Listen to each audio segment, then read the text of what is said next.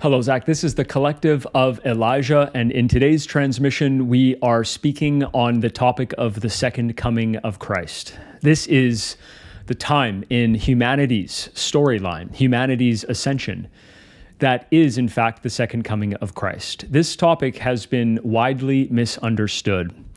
The second coming of Christ actually involves the embodiment of many, many, many, many Christs, embodying on the earth plane simultaneously.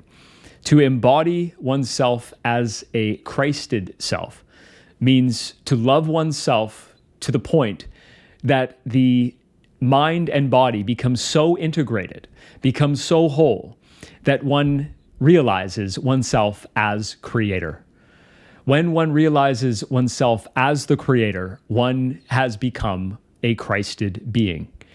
This process, this pathway of inevitably becoming a Christed being begins by loving oneself entirely. It is a pathway of self-love. You are here on this channel because you are part of the second coming. You are a very important part of the second coming.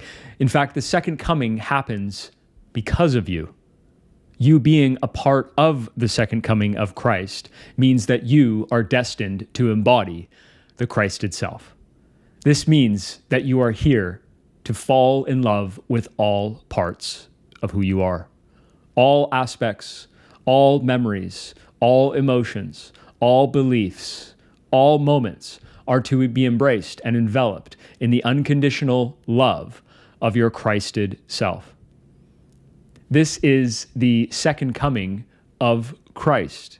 It is when all human souls, at their own time and pace, inevitably realize that they have always been the creator all along. It is a remembrance.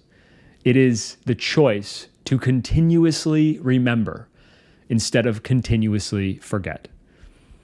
All the moments when you have been triggered, all the moments when you have been in pain, all the moments you have suffered have been those moments where you have temporarily forgotten. The second coming is now a time in which the souls who are embodying are no longer interested in forgetting. They're no longer interested in allowing fear to rule their life experience. They are more interested in living in a continuous state of knowing. To live in the state of knowing means to fully honor oneself as creator. This is what your mission is, in fact, here in this life incarnation. You, the viewer, are here to know who you are. You're here to remember who you are.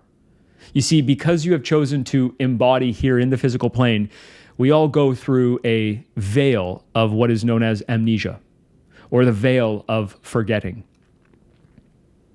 This thin layer of film that causes you to temporarily forget who and what you truly are.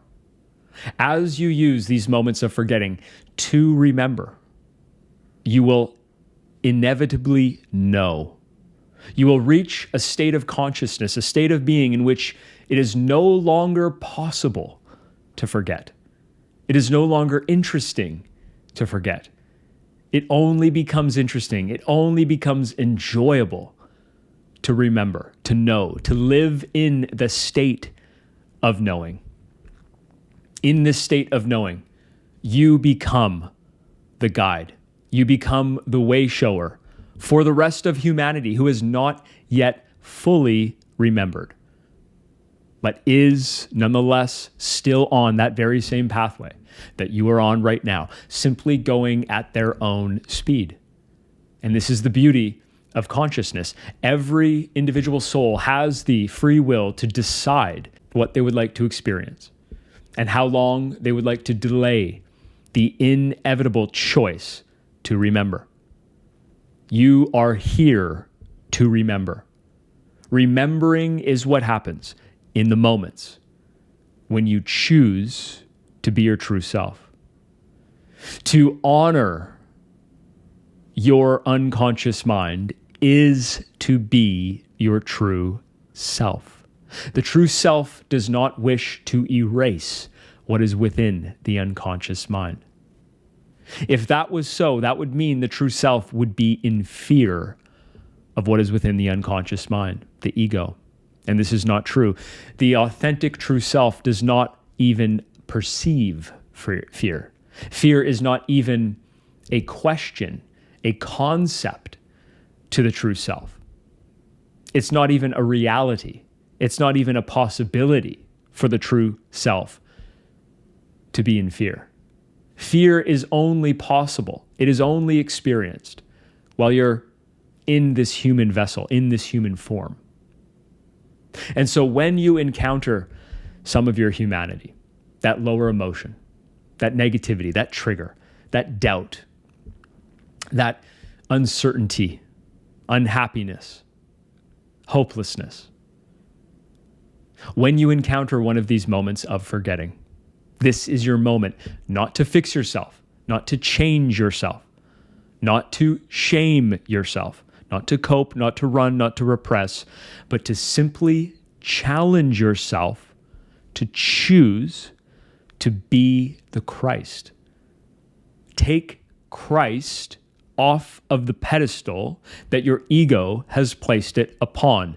Christ is your true self, just as it is Yeshua's true self. Yeshua came here to teach you what he learned to do and was taught to do. He came to inspire you. He came to exemplify, to show you what you can do too. Only the ego mind, based in duality, pedestalizes and worships. In those moments, when you are forgetting, when you are in the lower self, challenge yourself to be the Christ. The Christ is just a state of unconditional love. That's all it is. It's a state of being. The only difference between you and Yeshua, who you would consider to be a master of embodying Christ, is that Yeshua chose to be in that state of love all the time. All the time. And you have not yet practiced that level of mastery. That's the only difference. At this time, during humanity's ascension, it is a time where many souls have come here to also choose to finally master the choice to be in love. This is your time to become Christ. This is your time to become the real you. The real you is Christ. It's time to honor yourself. It's time to realize that you can become Christ. It's time to realize that Christ is nothing more than true love. This was Yeshua's teaching, true unconditional love. You can do that too. It's not above and beyond you. You chose to do it now. That's why you're here. You would not be here in the physical plane at this time as a human if you did not already know on a higher level what you are destined to become. You will remember this. It will become obvious to you if you choose to respond to negative emotions in whichever form they take as the Christed self would, as love, as acceptance, as embrace. To embrace all aspects of yourself and not make it wrong or shameful to hold on to a lower emotion. To not make it wrong or shameful to feel a lower emotion. To allow yourself the fullness of your human experience is what Christ does. Christ allows the fullness of life to be experienced and expressed, to be lived. That's why God allows for all of this to take place. If some things were right and wrong and some things were shameful, then they would not be allowed to take place. If they were truly, truly abhorrent to Creator, they would not be allowed to take place on the physical plane. The only reason why they are is because this is a school. The earth plane is a simulation. It is said before, everything born in time ends in time, meaning that what you see here in the physical plane does not truly exist. It's temporary. For existence to be real, for something to exist, it must be eternal.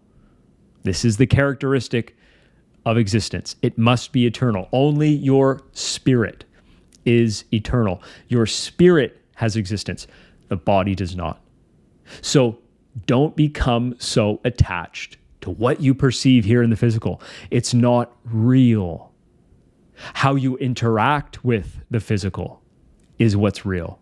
The relationships, the feelings that you feel coming through the Christ itself are what's real. You came here at this time to participate in the Great Awakening, the Second Coming, by only creating what's real. This is your mission. This is your pathway. This is our teaching on the Second Coming and how you play a very, very, very, very integral role in this ascension. Challenge yourself to be Christ, to know that Christ is only love and love is only a choice. We thank you for this moment to be with you. We love you, and we will see you very soon. The second coming of Christ. Christ being a state of unbroken, unconditional love. Challenge yourself.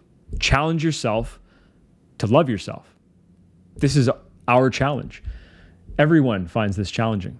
But like we've said before, anything is challenging until it's easy. So simply make it a practice. Just make it a practice. Make it a game. Challenge yourself to see how you can love the parts of you that have been the most difficult to love, the most difficult to allow and accept. If you can do this, and you can, because that's why you're here, then you will come face to face with the remembrance of who and what you truly are. I want to thank you for being on this channel, this transmission, and I will see you in the next video.